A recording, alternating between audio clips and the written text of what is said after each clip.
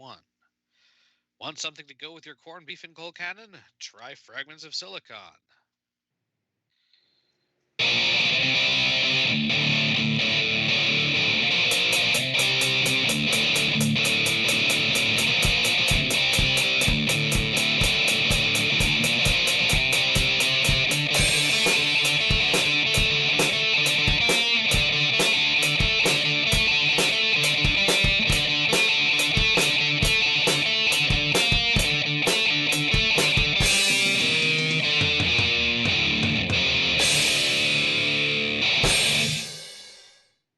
All right, welcome to another installment of Fragments of Silicon. I'm your host, Adam. Joining me as always, the regular crew.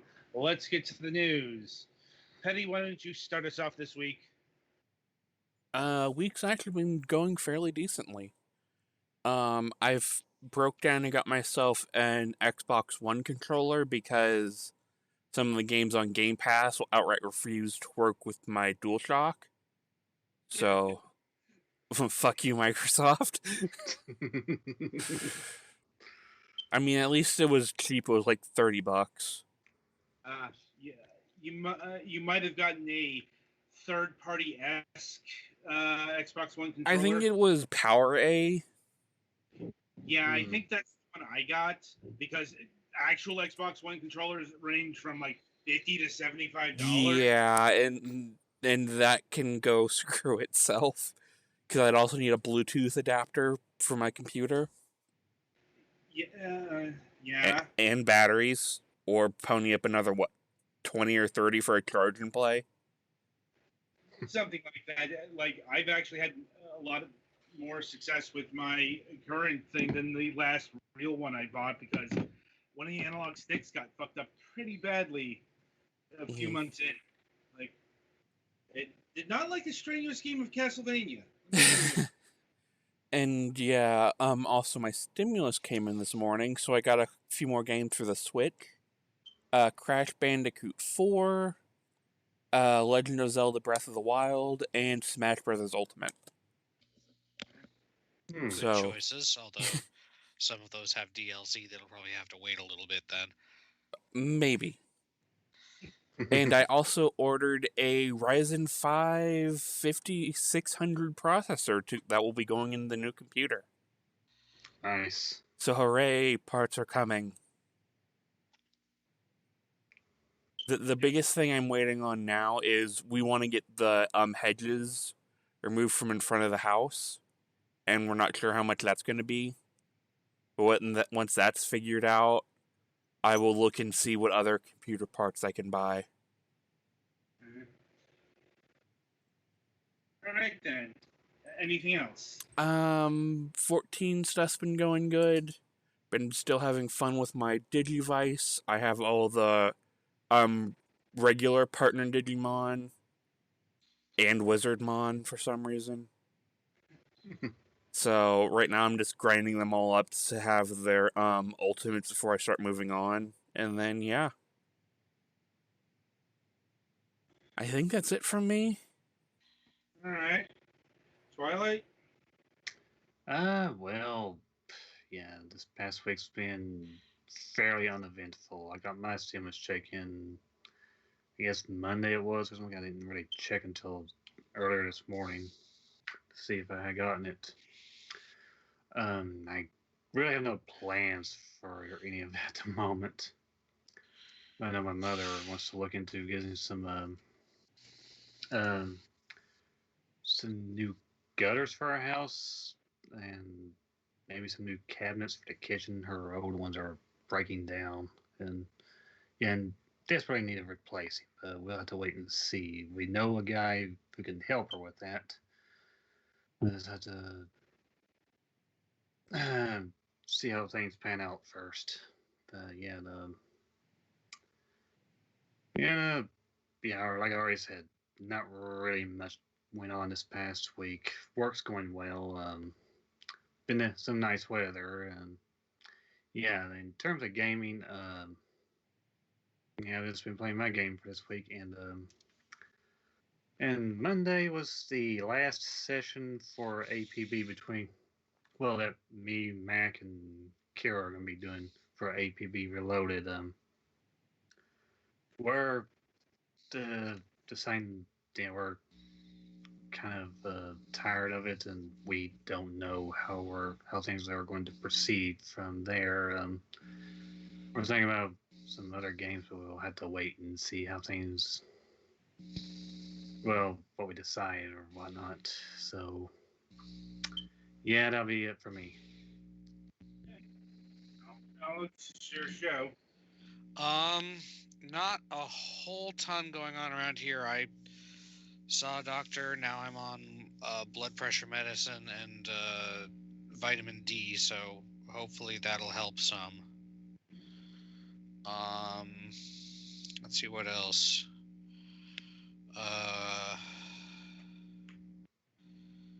Been playing the games for review a little bit because it seems like one that would be better to spend a little bit of time with beforehand. And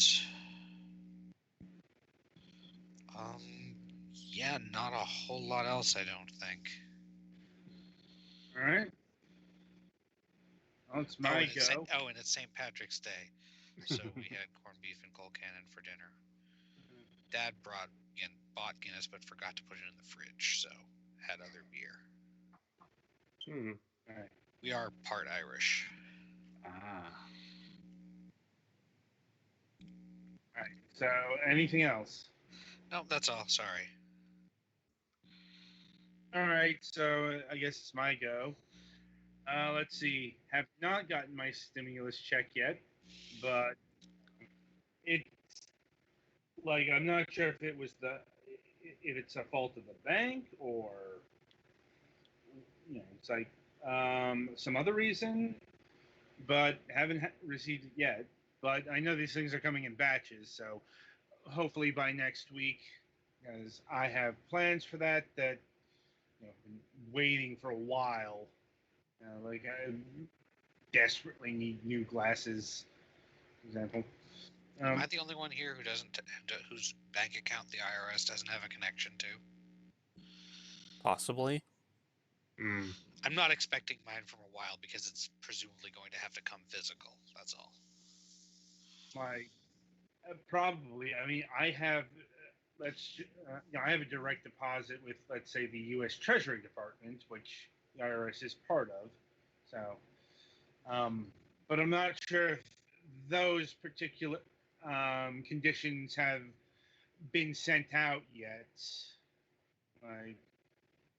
Anyway, let's see. In good news, my mother's leg has healed up enough where, she doesn't need me to deliver food to her on a daily basis. So that's good. That's really good. Mm-hmm. And yeah, I guess that's about it for my news. So merrily we shall roll along to the interview portion of the broadcast. And joining us this week is Gavin Eisenbeis of 2-Star Games. Hello. Hello. How are you doing tonight? I'm doing pretty well. Thank you. That's good to hear. Right. So how we like to get started is we like to get to know the people or person or whatever number it is behind the game, studio, and what have you. And we start by asking this question: what got you interested in video games, both on a personal and a professional level? Well, I think I'm kind of interested in making games for the same reason that I am interested in playing games, and it's just because it's just cool. It's just fun, I've been playing video games, as long as I can remember, back on the Nintendo. Well, as long as I can remember isn't that long back, but I'm back on the DS and stuff, playing Mario and all that. It was all just fun stuff, and I always thought it would be cool to be able to make games. I just didn't realize that it was something that was as accessible as it really is. So yeah, all of a sudden, one day I learned that it was possible to do, that you could just learn how to make games for free and stuff, and I was totally on board. So yeah. Well, that's definitely more of a thing of, say, the age of today than even, when the DS was popular. Like, it's definitely getting more accessible, like mid 2000s, but still wasn't what it is today. Like, for example, Unity was barely a thing back then. Yeah. Yeah, Uh, I mean, it's definitely become more accessible. I mean, it's coming more accessible each and every day.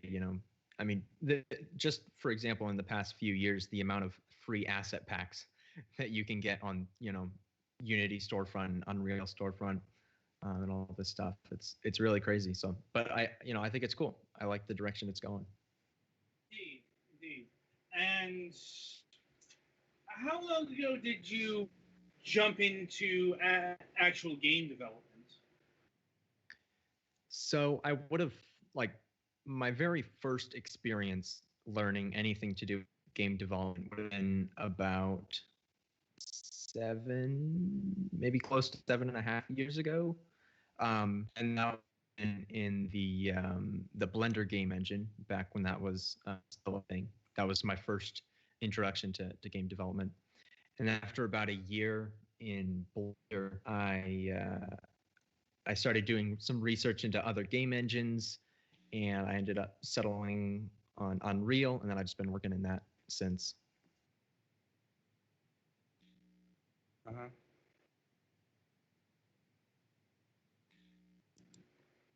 Hello? Yeah. Yeah. Hello. Hello. Sorry, you cut out there for a bit. Uh, Anyway, so at what point did you shift to, well, two-star games? well, that's that's sort of a tough one. So I mean, over the years, I've gone by a couple different studio names. Um, for a while I was Happy Pixel Games. Um, for a little while I was Deep Games, and then I published some pretty crappy games under both of those names. And so when I started working on My Beautiful Paper Smile, I decided, it'd probably be a good idea to change names again and get something a little different, kind of separate myself from some of those older games. Um, because at that point I started taking things a bit more seriously and started really trying to be a bit more professional about it. So that would have been about 2.5, 3 years ago, that I kind of rebranded, and that was a little ways into the development of My Beautiful Paper Smile. So it was shortly after I started working on this game that I did a little rebranding and officially became Two Star Games. Mm-hmm. Right. Though before we get to My Beautiful Paper Smile proper, you did release like another game under this label in My Best Friend the Raven. Yes, yeah. I've published a couple other games, in the past few years. One of them being My Friend is a Raven. I also recently did a game called Cloud Climber, and then I also did kind of a sort of a sequel prequel type game for My Beautiful Paper Smile called Night in River Egger. But yeah, so those have been all kind of more recent projects, and it's been fun putting those out. A couple of them were done for Game Jams, Cloud Climber, and My Friend is a Raven. And then Night in River Egger was just kind of an extra little side project that we did, just kind of as some extra promotion, and also just kind of as a way to tide over the fans until the fourth chapter is done. So, yeah. Well, I suppose once again, before we get into the the big game proper, what events does Night in Ravager cover that's connected to My Beautiful Paper Smile? Yeah, so it's kind of it's a standalone story, but it does tie into the rest of the storyline of My Beautiful Paper Smile. And so in the second chapter of My Beautiful Paper Smile, there's a character called the Hunter that you run into, and he sort of helps you about. And Night in River Egger in that game, you actually play as the hunter, so you get to kind of see what happened to that character leading up to the events of My Beautiful Paper Smile. I see. And I suppose it's also worth noting that outside of My Beautiful Paper Smile, you can play, well, Raventer, Cloud Climber, and Raven for free. Yep. But anyway, so finally getting into My Beautiful Paper Smile. Well, that title is really connected with what's going on in the game here. But for those who might not know what this thing is, what is this game about? Yeah, so My Beautiful Paper Smile is a game about it's a horror game, a kind of a psychological horror game about a child and a bunch of his peers who are all being raised in this facility where they're taught how to be perfect. And in this world, they view perfection as smiling all the time. So all these kids wear these masks with these big smiling faces, and they're not allowed to cry, they're not allowed to be sad, they're not allowed to be afraid. And so the authorities, the sort of teachers, I guess you might say, they're kind of in charge of the facility, and they run all these different tests on the kids, and they make them do all these different experiments and stuff to kind of weed out all of the kids that are showing signs of emotion. And so they're kind of whittling down their population to try and find a perfect child that is always happy all the time. And you play as this one smart little boy who decides, all this stuff is kind of screwed up. I don't really like all this. So him and his friend decide that they should try to escape. So the game, kind of the whole story of the game is you and your friend trying to escape from this facility and trying to explore the world outside the facility, and just trying to figure out what's going on and why it's going on. So there's all kinds of monsters and puzzles and stuff along the way. But yeah, that is what this is. All right. So it's an adventure game. Yeah, pretty much. And what was the inspiration for this game and indeed its art style? It's very striking. Well, thank you. Yeah, it's mostly based around, well, a couple things. So back when I was getting ready to work on a new game project, I was looking at games like Sally Face, like Bendy and the Ink Machine, Faith, and a bunch of other games that just had really unique art styles. Cuphead was another big one. And I was just noticing that there were so many awesome popular games that just like they weren't necessarily doing anything super monumental with their gameplay, but they just had really striking art and some kind of a really cool story. And so I decided that going into my next game project, I wanted to be able to do those things. I wanted a game with a cool story and a cool art style that people could see and that they could like instantly recognize. And so I spent probably a couple months trying to figure out what this game was going to be like. What could I make that would fit this criteria? And as I was just casually flipping through some old papers and some old notes and stuff that I had, I found some random sketches I had made. And one of these sketches happened to be of a creepy goat character thing, this creepy little demonic goat dude. And I was like, that's actually kind of cool. This actually might work. I might be able to do something with this. So, the character that I had sketched, it looked a lot like these, the characters that you see in the game, kind of a very similar, scribbly, creepy style. And so I kind of started basing the game around this character. I was like, okay, why would there be a smiling goat? Why is it all papery? And so I kind of started basing it around this character and just building off from there. And eventually, after many revisions and stuff, I came up with the story and art style for My Beautiful Paper Smile. Interesting, most interesting.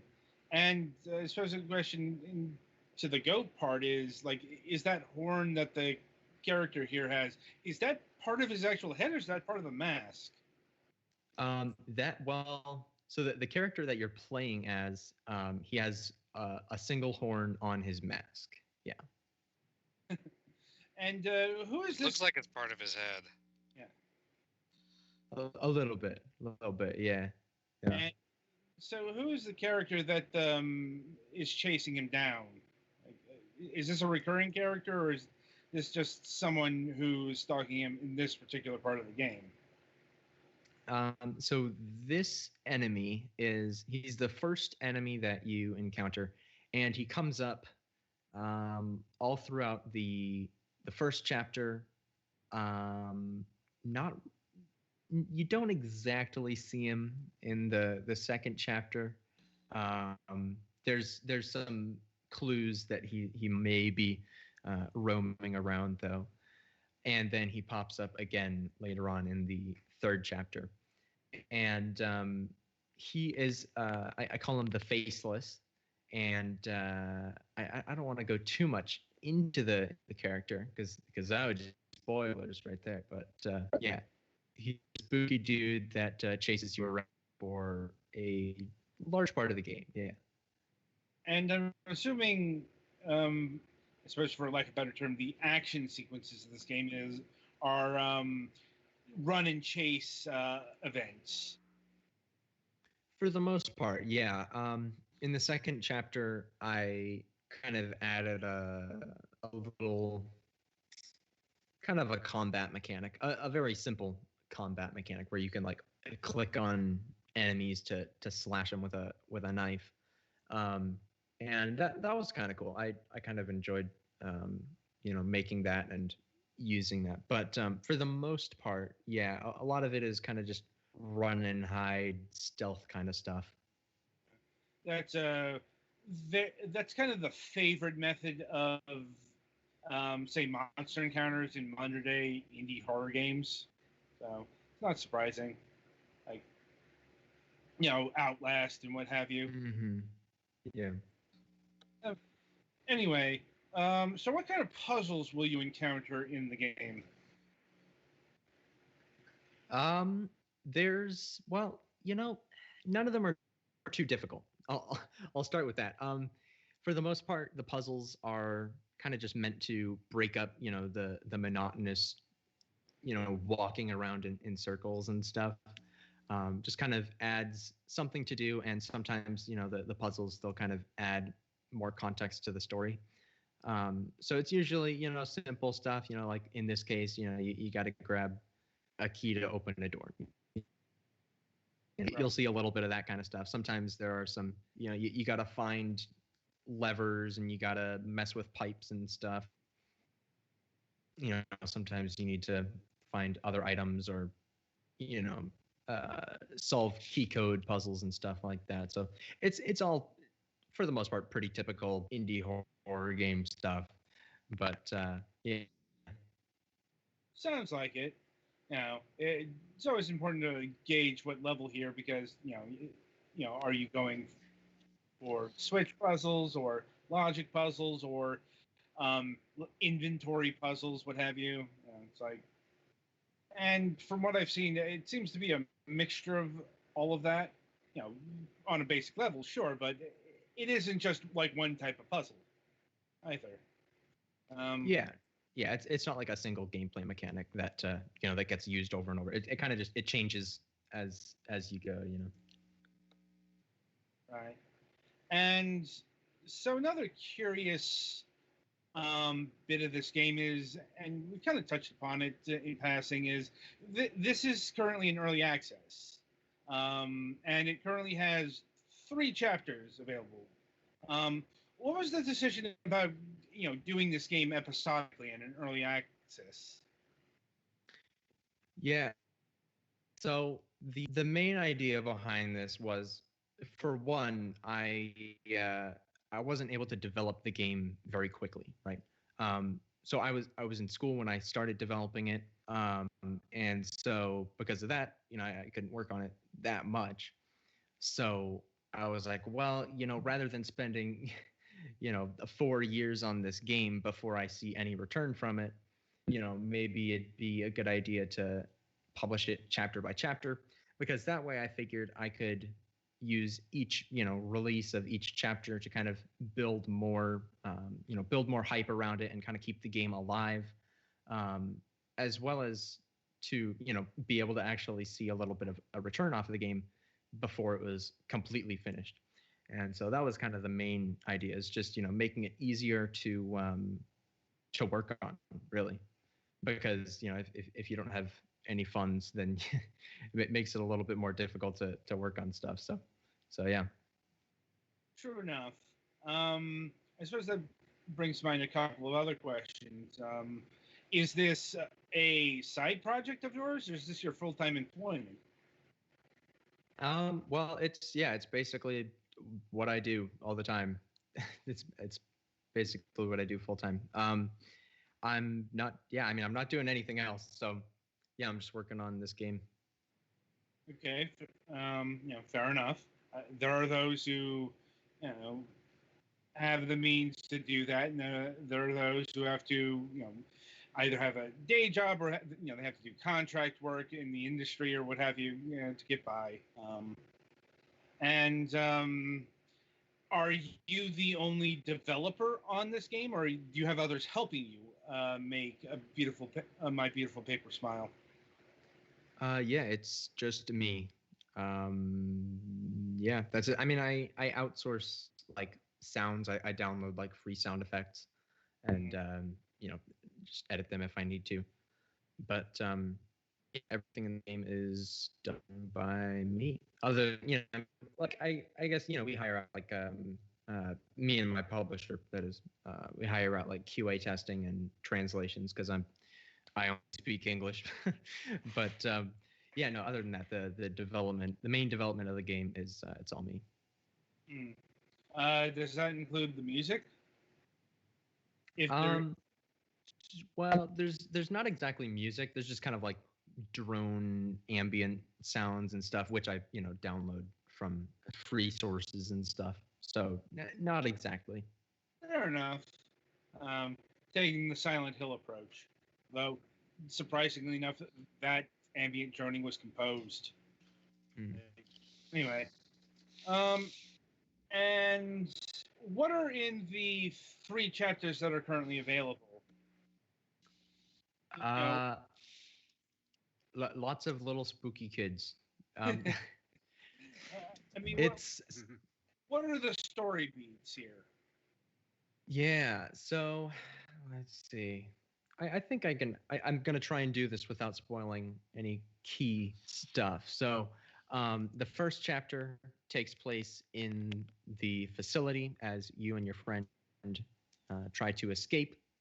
And the second chapter takes place in this large forest outside of the facility, which is where you go and you meet the hunter, and he helps you through the forest to the king's village, which is where the third chapter takes place. And so in the king's village, your goal is to try to get to basically you're trying to get to the king at that point in the game. And so you meet some various characters that help you along, and that's kind of where the third chapter leads. I feel like I didn't explain that well at all, but that's generally what happens. Okay, and wherein lies the development, the current state of development for the 4th chapter in this moment in time? Yes. So the fourth chapter is I'm currently working on just fleshing out all the content. I've got it all written. I've got it all planned out how the story is gonna how it's all gonna go. So I'm just working on building out the environments, programming all the different gameplay interactions and puzzles, and yeah. So it's probably about 30%, maybe a little more than 30% of the way done. I'm aiming to have it finished kind of late summer. It might be a little bit later than that, even since we got to go back to the first couple chapters and get those tested, you know, fully tested, QA tested, and fix as many bugs as I can. So it might take a little bit longer to get everything ready, but the fourth chapter itself is probably about 30% of the way done, and it's coming along pretty well. That's good to hear. That's certainly good to hear. And the fourth chapter is the final chapter, correct? Yes, yeah. The fourth chapter is the last one. And what's the reaction been to the player base for the first three chapters in early access? Like, what sort of feedback have you gotten from those who have purchased the game? I mean, for the most part, largely everybody has really enjoyed it, which has been fantastic. I honestly wasn't expecting as positive of a reaction as the game has actually gotten. I mean, it's not like tons of people have bought it and played it, but the people who have really enjoyed it and are really invested in the story. They're got a lot of people excited about the fourth chapter coming out, and it's been really great to see people they're really into the art style and the story. So yeah, it's been really good to see. Indeed. And in terms of its early access, is its current price going to be that when the game reaches full release, or is it going to increase when the fourth chapter comes out? We're not entirely sure yet. Um, like I talked with my publisher about this a little bit a while back. But we have had a lot of people say, like it seems kind of short for the price. So, and that's just with the first three chapters. So it's hard to say. We might maybe we'd raise the price, maybe we wouldn't. That's kind of what we originally talked about doing, is raising it up to like 20 or something once the entire thing was done. But I'm not certain if we'll do that or not.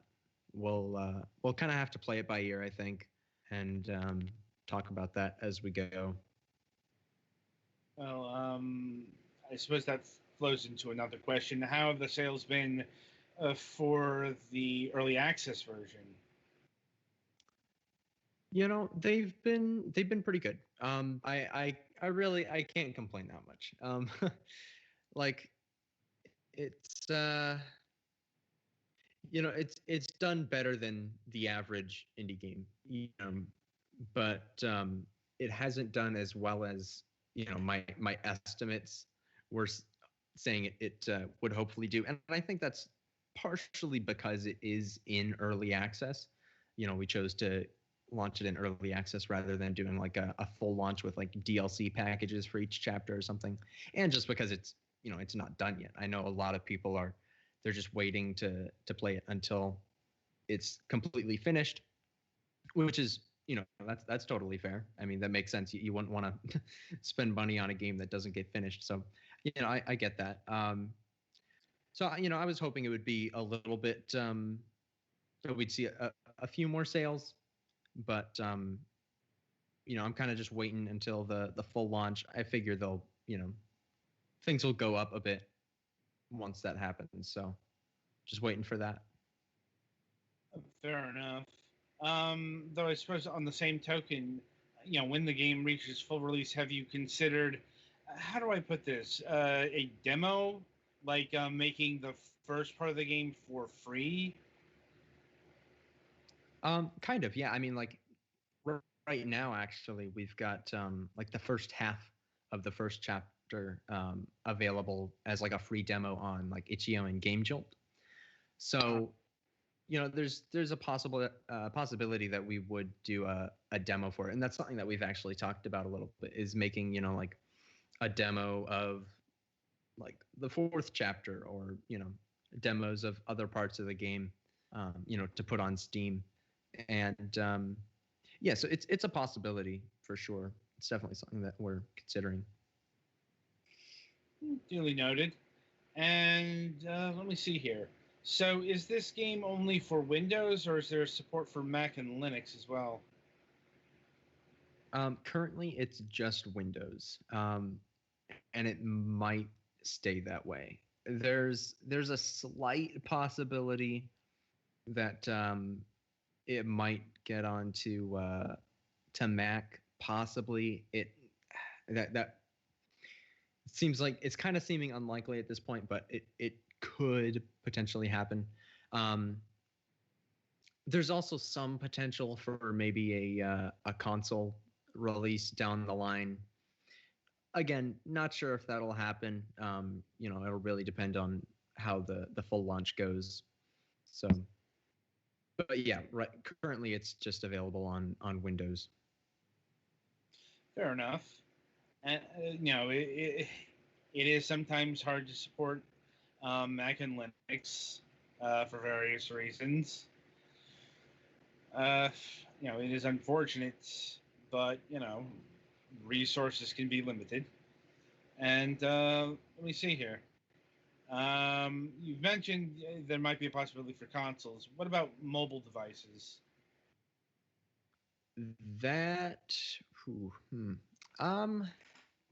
probably not. Probably not. But once again, I mean, it is something that could potentially happen, I guess. That would probably be the last platform that I would consider, just because of how much optimization it would need to go through. I mean, like, looking at the game, it all seems pretty simple, and I mean, it generally is, but it's still a pretty, it's still a beefy enough game that it would be kind of difficult to get it working on a mobile device. So it does. I don't think it's very likely. Yeah. Fair enough. And let's see here.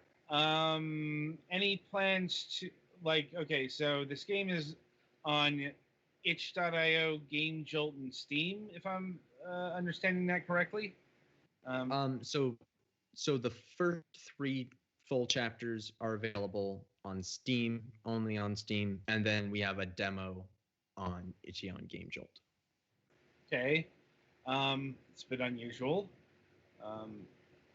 Like, is there a particular reason you put the demo on different storefronts than the full version? Yeah. So Steam is the easiest platform to be able to put out regular updates, to take advantage of early access and all the achievement features and all the stuff that Steam has in place for developers, that makes Steam actually good. And then Itch.io and Game Jolt, like let's say, okay, so like if I wanted to put all of what I have finished of the game on all platforms right now as I'm developing it, it would be very difficult, because every time I put out an update, I'd have to update 3 different storefronts, which it's it's more difficult than it sounds like it would be. So what we decided to do is just put out a small demo, on these other platforms, just kind of take advantage of the traffic that those areas get, and redirect that traffic to Steam, if people are interested. It's just an extra way for people to find out about the game. And then, once the game is fully completed, and we do our full launch on Steam, then we'll publish it, the full version on itch.io and GameJolt as well, because at that point it'll be, just simpler from a development perspective. So it's kind of just trying to get the best of as many worlds as possible, True enough. And right, so I'll see if my colleagues here have any further questions of their own to ask you at this point. I think I'm good. I think most of the things I have been answered. I'm good. Gavin, I want to thank you for taking time out of your schedule and joining us here this week. The game, I haven't had that much of a chance to play it. I think I played about a half an hour, but I liked what I've seen so far, and I'm looking forward to playing the full release when that becomes available. In the meantime, the game is My Beautiful Paper Smile. It's currently in early access on Steam for $14.99. Be sure to pick it up today. Petty, play us to the next segment.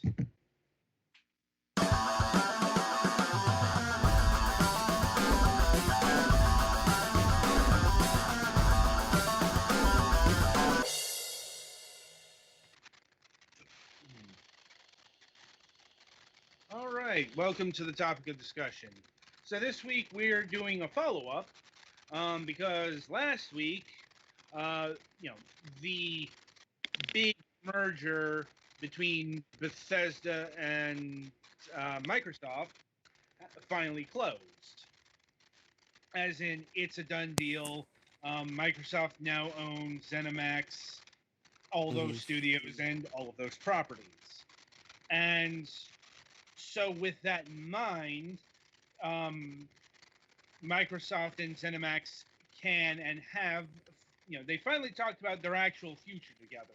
Because I think I mentioned this back when the deal was first announced. A feature of U.S. mergers and acquisitions by federal law is those companies cannot publicly discuss actual plans. They can't influence the other company until the merger goes through. I'm like, so they could not publicly state what they were going to do. That's not to say that plans weren't in the making, because I do think that if it's behind closed doors, I'm not exactly keen on the particulars, but you can't tell me that what happened afterwards was just a spur of the moment thing. It's like, because in case you missed the big news that came out of the Bethesda Roundtable,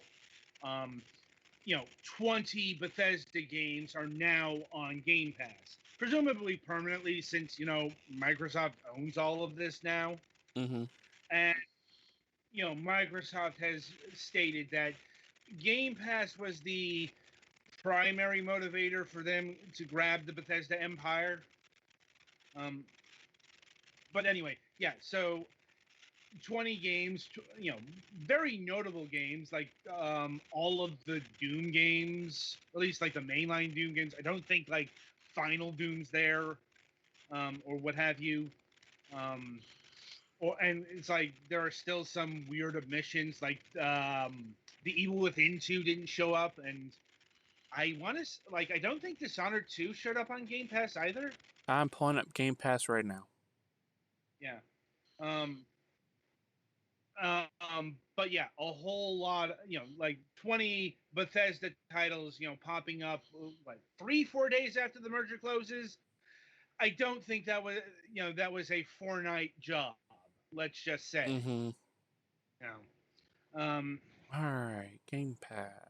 Yeah. So yeah, what's the full list of games that are on the Game Pass now?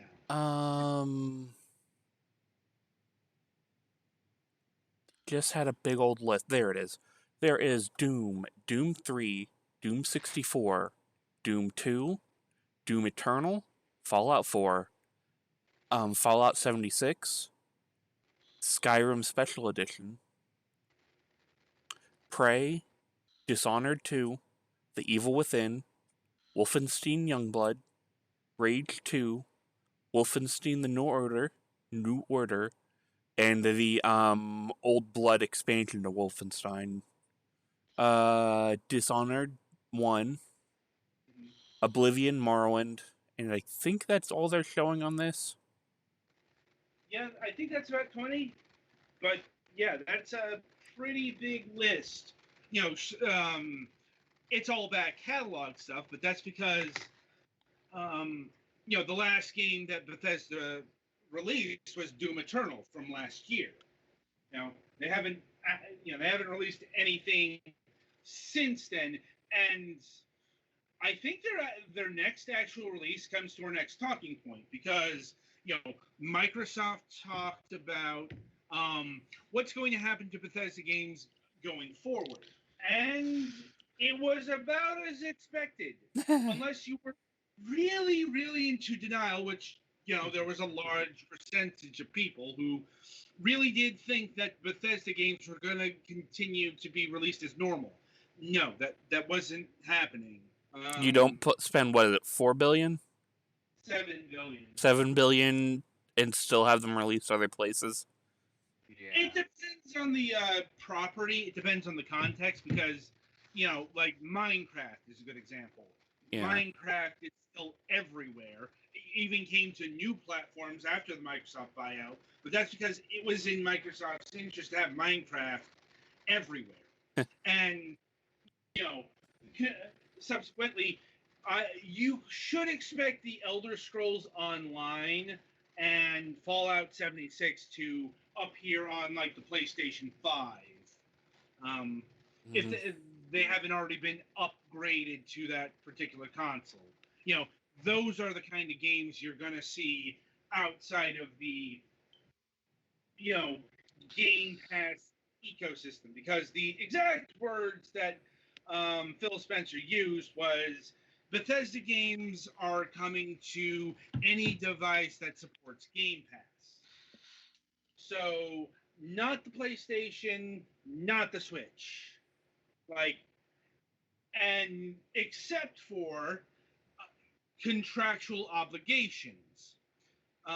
Because, and I've mentioned this on the show before, a contract is a contract is a contract between two parties, even if one of those other parties gets bought out by another party.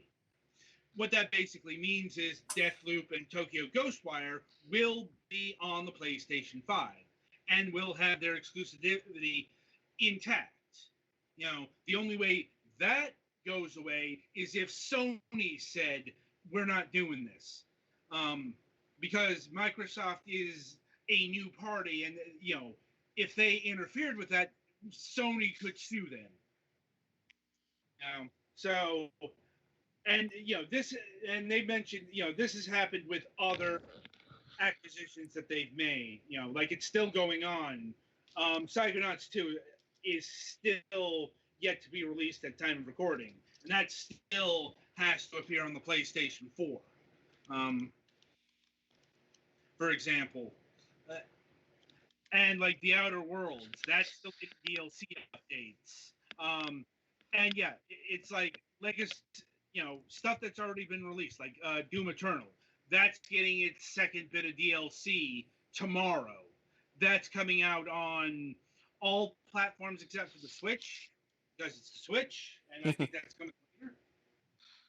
So, and also presumably the recently announced Indiana Jones game may be on multiple platforms. We don't actually know because Bethesda didn't announce any platforms for that new game. So it could actually be, Xbox Series and PC only. But it's also the possibility that it could not be because it was a thing that was announced. It was done before the buyout. And there could be other games like this as well. These games could get announced years down the line, believe it or not. Mm-hmm. From the other big merger, EA just completed its takeover of Codemasters, but Codemasters and NetEase just announced a new racing game for mobile because this is a contract they signed in 2018. So, if something is still coming to the Nintendo Switch and or PlayStation 5 and it's a new game, it's because that was done before the buyout for whatever reason. So what this is taken to mean is that unless Sony signed some sort of deal with Bethesda over the Elder Scrolls 6 or Starfield, you should presume that those are coming to places where Microsoft does business. They're going to come to Game Pass. They're going to come to, the Xbox proper. They're going to come to Steam because Microsoft releases games on Steam, full bore now, even if they are a bit late, like Forza Horizon 4 just showed up. Yeah, almost like their own internal store is kind of a crapshoot. Right. But that's a story for another topic. Yes, we used it once for a game review, and we hope to never have to use it again. But the overall point is, this isn't a Minecraft situation where you're gonna see, the Elder Scrolls 6, if Microsoft can help it, on the PlayStation 5, or the next Fallout game, or the next id shooter. I'm not sure if they're going to do something new, if they're going to do a new Quake, what have you. Point of order is, Bethesda, they're now first-party studios, and first-party studios in general don't do don't do the competition. Obviously, generally, yeah, that's usually part of the point. Yeah. Obviously, there are exceptions and weirder and weirder exceptions. Like, you might not have noticed, but Sony's releasing a game on the Xbox. The latest edition of MLB The Show is hitting multiple consoles, but that's presumably at the behest of license holder, Major League Baseball, because I don't know if you've noticed, there's not really any other major baseball games. I mean, I know RBI baseball is a thing, but I wouldn't call that a major release. It exists. Yeah. It's like ever since Take-Two flamed out on baseball games, there really hasn't been that pillar outside the show. So, that AAA baseball experience, because a lot of that has to do with the Major League Baseball thinking their license is way more worthwhile than it is. Like from many accounts, like 2K games paid a fucking fortune for those baseball rights, and they didn't see the return that they thought they were going to see. They basically bought those rights to spite EA, who bought exclusive NFL rights. Yeah, baseball has never been the well, it had some good going early on in the very early days of video gamery, but in recent years it hasn't been the hot sport compared to soccer and other football and basketball. Yeah. Well, once again, that has less to do with the popularity of the sport and more with Major League Baseball is charging for it. Versus what Take-Two was getting on in terms of sales. Granted, I will also say that some of 2K's baseball games were utter shit, especially near the end there. But I just assumed that they checked out at a certain point. Anyway, so once again, if it's something that's single player, a RPG, something in that field, expect it to be under, Game Pass, Microsoft, what have you. if it's another gas game, that could break out of that particular ecosystem because once again, it's more worthwhile business-wise to have a gas game in as many places as possible. And by gas, you mean games as service. Yes. Just wanted to make sure. And Microsoft is no stranger to this model. One of their most popular games is Sea of Thieves. Just pointing that out here. Now, as for when we will get some more, concrete plans of what the Bethesda family is actually working on, apparently the summer. It's apparently Microsoft and Bethesda are going to still have separate conferences at this year's E3, but once again, that's more an artifact of they only literally just became the same thing last week. Mm-hmm. It's also not I mean, sometimes subservient things do their own presentations. True enough. It's just we know that Bethesda is going to hold a E3 conference this year or a summer conference. We don't really know where things are going to stand pandemic-wise by the summer. But point is, we don't know if Bethesda is going to hold another separate press conference next year. That's just too far out to say at this point. Mm-hmm. Anyway, so yeah, that'll about do it for not just topic of discussion, but this installment of Fragments of Silicon. Coming up on the week ahead. So on Friday, this just got solidified today since the publisher actually responded to my request to get another copy so that I could test out the multiplayer component of this particular game. But yeah, Friday evening we'll be having a Fragments of Silicon Plays. We'll be playing the survival crafting game Aground. Petty, how familiar are you with Terraria? Quite. Okay, then you won't have too much of a problem adapting to this game because I gave you the code because I want the game to be shown. Indeed. Anyway, and coming up on the Sunday reviews, we'll be having reviews of Aground, as mentioned, Azure Lane Crosswave for the Nintendo Switch, Buddy Simulator 1984, and Dead Age 2.